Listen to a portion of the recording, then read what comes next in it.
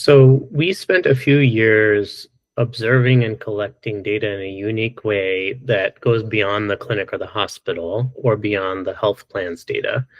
We developed a system where community health workers and care coordinators and pharmacists and therapists, these people who do population health, don't just put in their usual telephone notes saying, I talked to the patient, here's their issues, but instead we collected information in a so-called structured format where we looked at the different choices they had available and which ones they chose, and then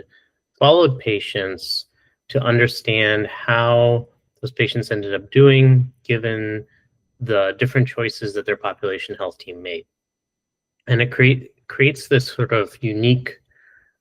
set of information on how provider choice relates to patient outcome in a way that is not easy to derive or can't really be derived from a typical electronic health record or claims data set,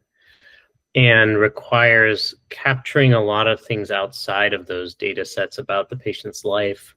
what's going on in terms of their social needs, how they're doing in terms of their symptoms between visits, what choices and what thinking a population health team had. So it's not just what they did, but what their option set was and what degree of risk they were worried about for the patient as they made different choices about their patient's health.